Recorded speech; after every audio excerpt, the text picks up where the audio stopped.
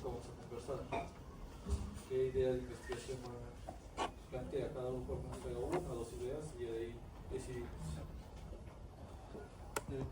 Ya están las clases subidas en el aula virtual, de repente han visto algunas como que duplicadas y a veces soy el coordinador y yo lo modifico un poquito, ¿no? Pero prácticamente es lo mismo, pero ahí está para que las revisen.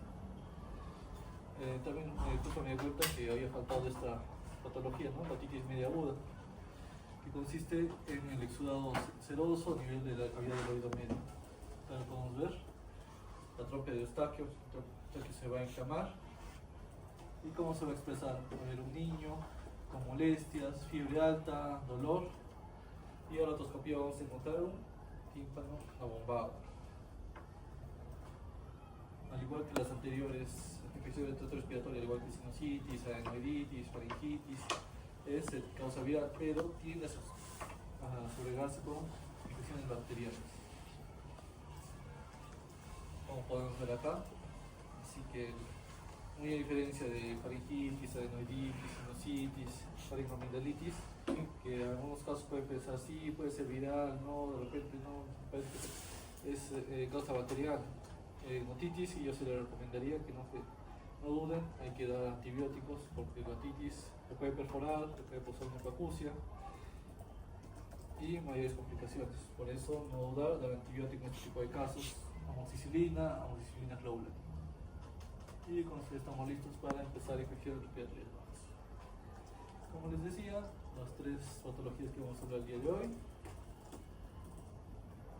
Y como habían hecho su caso clínico, ¿no? La anamnesis, antecedentes, síntomas y el examen físico. Entonces, ¿cómo sería un paciente con neumonía? Es un paciente joven, un paciente adulto mayor, que está con fiebre, con malestar, con tos, pero con los días aumentan las presiones, persiste la fiebre y presenta disnea, insuficiencia respiratoria, ¿no? Viene a la consulta, lo evaluamos, tomamos las funciones, entre ellas también la saturación, y encontramos que está saturando 80. Los ocultamos, tenemos una atención los crépitos, ¿no? Pueden ser unilaterales o también a veces pueden ser bilaterales. Podemos hacer algunos análisis, hemograma, leucocitosis, fiebre elevada, y lo más fácil la radiografía. Vamos a ver un consolidado, como podemos apreciar, que puede ser unilateral, que puede ser bilateral. Si es que es más difícil, podemos llegar hasta una tomografía. Y una vez diagnosticado las neumonías, hay que tratar. Entonces, las neumonías, una lesión inflamatoria pulmonar en respuesta a la llegada de microorganismos. Como es muy diferente tratar un paciente que no tiene comorbilidades que sí tiene. ¿Por qué? Porque todo lo que pasa por un paciente que viene con diabetes, con presión alta, con enfermedad renal, con EPOC, que puede llegar hasta una neumonía severa. Y las neumonías severas son de alta mortalidad. Recordemos que, a pesar de todos los avances, la neumonía está entre las 5 primeras causas de mortalidad en el país. Y principalmente quien valora la neumonía comunitaria es el neumococo, como podemos decir ahí. En los distintos escenarios lo que predomina es el neumococo.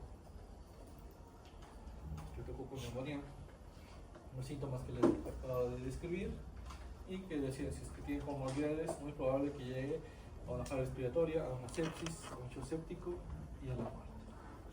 Pues es importante tratar, diagnosticar y tratar. Para todos nos puede recalco la importancia en la radiografía, tanto puede ser posterior anterior, lateral, o en algunos casos la tomografía.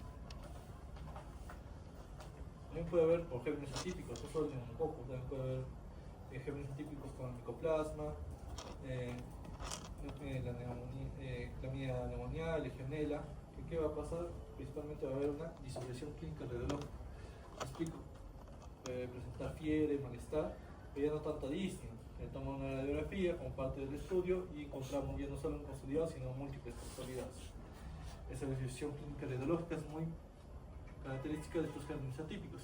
¿Y con qué tratarlos? Con macrólidos, tipo acitromicina y eritromicina. Si tenemos que haya atípicos y atípicos, entonces una buena combinación sería amoxicilina con macrólidos, o amoxicilina clavulánica también con macrólidos, si es que tolera la vía oral. Si tiene factores de riesgo, también hay que sopesar, dependiendo del vía venosa, tipo ceftriaxona o acitromicina. Entonces también es importante saber, al igual que CENTO nos ayuda a tomar ciertas decisiones, también en neumonía hay diversas escalas. Una escala se llama CURB 65, CURB 65. Ya lo que le toca exponer, puedo andar en eso. ¿Por qué nos ayuda el CURB 65? Porque nos ayuda a saber qué paciente va a ir bien si solo le doy tratamiento para la casa. En cambio, también nos va a ayudar a saber qué paciente requiere que lo hospitalice, qué paciente requiere que lo hospitalice, pero en dónde, en cuidados intensivos. Eso nos ayudaría el CURB 65. Y ¿hay alguna duda consulta? Dentro del asma es una enfermedad inflamatoria crónica de la vía aérea. Perfecto. Principalmente vamos a ver que el linfocito T helper se va a estar estimulado por diversos antígenos y va a producir bastantes interleucinas, bastantes citoquinas que van a seguir estimulando linfocitos B, eosinófilos, mastófilos, macrófagos que van a seguir liberando distintas interleucinas, citoquinas que van a continuar la inflamación. ¿Qué alérgenos podría ser? Desde alérgenos medioambientales hasta infecciones, ejercicio, factores emocionales, medicamentosos. ¿Y qué va a pasar con todo eso? Va a producir una broncoconstricción, un edema de las vías aéreas, una hiperactividad de las vías aéreas y al final va a terminar en una remodelación de vías aéreas. ¿Cómo se va a presentar? Vamos a ver un niño o depende de un joven con insuficiencia respiratoria, tos y a la auscultación que vas a encontrar sibilantes, ¿no?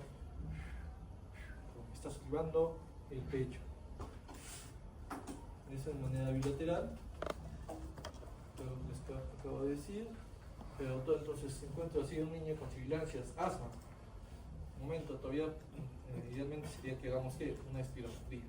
Recordemos, ¿no? La posición expiratoria en el primer segundo. Si se pudiera hacer, sería lo más óptimo. Y de ahí no solo hacer una espirometría, sino también ver si es que hay un cambio en la espirometría al usar los beta-agonistas como salbutamol. Entonces tenemos la clínica y la espirometría. Los dos nos ayudan a hacer el diagnóstico de asma. También es bueno clasificar el asma, que es muy diferente un paciente que nos hace 3 o 4 crisis al año que un paciente que nos hace cada 2 a 3 semanas una crisis asmática que lo lleva a la emergencia. Lo que decía, ¿no? Clínica y la espirometría. Y eso, una vez que tenemos el diagnóstico de asma, el tratamiento, ¿no? Esta es la guía de la GINA, que se actualiza prácticamente cada año, que un enfoque es cuando está en crisis asmática con beta-agonistas y otro tipo de medicamentos, pero cuando es un paciente que no está en crisis y para el mantenimiento, que usamos corticoides vía inhalatorios. Recordemos la fisiopatología, si estamos liberando citoquinas, si estamos liberando interleucinas, estamos estimulando la inflamación, un antiinflamatorio esteroideo es lo que más nos ayudaría. Principalmente, ¿qué podemos usar? Podemos usar fluticasona, podemos usar beclometasona por vía inhalatoria. Pero no solo eso, también nos puede ayudar los beta-agonistas ya de acción larga, ¿no? Con tipo salmeterol. O también, si es que no responden muy bien, podemos llegar hasta usar prednisona, ¿no? Prednisona vía oral. Pero recordemos, también los corticoides tienen efectos adversos. Entonces, si es un paciente que a pesar del corticoide vía oral ya tiene que usar dosis altas, felizmente hay nuevos medicamentos, se llaman medicamentos biológicos. Ya no solo van contra la inflamación, van directamente contra algún tipo de citoquina específica y en caso de asma, ¿qué medicamento sería? El omalizumab. Hay otros tipos de medicamentos biológicos cada vez más y bueno, no tienen los efectos adversos de los corticoides, pero también tienen sus propios efectos adversos. Hasta ahí, una duda, consulta. Y para terminar, tuberculosis pulmonar, una enfermedad que sigue prevalente tanto en Sudamérica como en África, como en Asia Menor, sigue causando gran mortalidad. ¿Por quién es? Por el Mycobacterium tuberculosis, pero también hay otros tipos de micobacterias atípicas como el Mycobacterium avium. Hay 3 tipos: infección primaria, latente, activa. Primaria es que tenemos ahora que están yendo a los hospitales, repente hay un paciente que está tosiendo 2 semanas, todavía no se llega al diagnóstico, y de repente entre ellos un paciente que ya muy probablemente es sugestivo de tuberculosis, ¿no? Y hemos sido expuestos sin saber, pero como la mayoría somos inmunocompetentes, no va a pasar nada. El cuerpo, mediante la inflamación, forma el complejo de GO y no pasa nada. Pero creo que es importante saber que si ya estamos expuestos, pacientes justo como el caso anterior, ¿no? Pacientes que quieren usar medicamentos biológicos, pacientes que van a usar tuberculosis, porque si vamos a bajar la inmunidad, el cuerpo ya no va a ser complejo de GO, entonces esta tuberculosis podría reactivarse. ¿Cómo podemos saber si es una TB latente? Con la prueba del PPD, ¿no? La prueba de Mantoux, con una aguja de tuberculina, se inyecta y vemos cuántos milímetros reacciona, ¿no? Más de 10 milímetros, estado positivo, o también se puede hacer cuantiferón o IGRA, que es por vía sanguínea.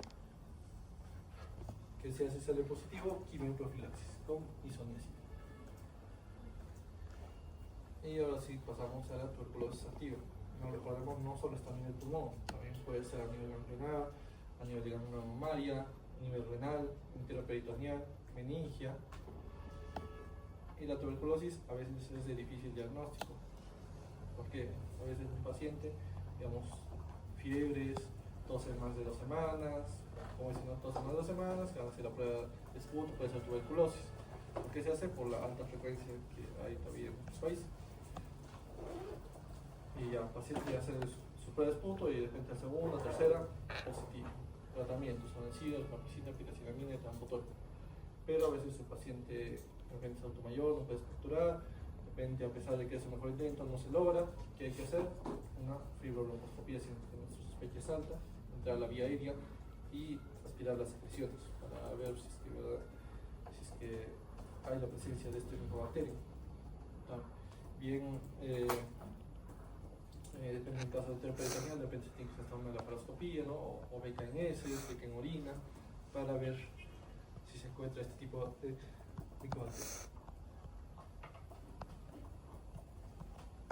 O también pues un paciente que viene con problemas de neumonía, ¿no? Malestar general, tos, deficiencia respiratoria, y se le hace esta placa. En esta placa vemos a nivel del ápice derecho, vemos una caverna, ¿no? Es muy sugestivo de una tuberculosis. O pacientes que hacen hematitis jóvenes, también bastante sugestivo de tuberculosis. En adultos, primera sospecha sería cáncer, ¿no? Pero si es menor de 50 años, sugestivo de tuberculosis. Y una vez hecho el diagnóstico, el tratamiento. Como decía, la norma técnica, 2 meses de los 4 medicamentos, isoniazida, rifampicina, piracinamida, tambutol, y otros 4 meses de isoniazida con rifampicina. Doctor, ¿cómo sé que está yendo bien? Porque yo he escuchado que existe la tuberculosis multiresistente, la extremadamente resistente. Pues bien, hay que hacer el cultivo. ¿Cuál es el medio? La Westringense. Pero ¿qué pasa con ese cultivo? Tenemos resultado en 2 o 3 meses. Entonces, doctores, voy a esperar 2 o 3 meses para saber si estoy haciendo un buen tratamiento. Antes sí, pero felizmente ahora tenemos la reacción en cadena de la polimerasa. Mediante el GeneXpert, mediante el Genotype, podemos llegar a ver en 3 o 4 días, saber si es que es resistente o si es sensible. Con lo cual nos garantizamos que estamos atacando correctamente a un paciente sensible o si estamos ya a un paciente resistente. Un agente especial es un paciente con VIH y tuberculosis. ¿Qué harían? ¿Tratarían una cosa? VIH, tuberculosis, ambos, nada, esperamos. ¿Qué creen? ¿Qué más? ¿Otra opinión?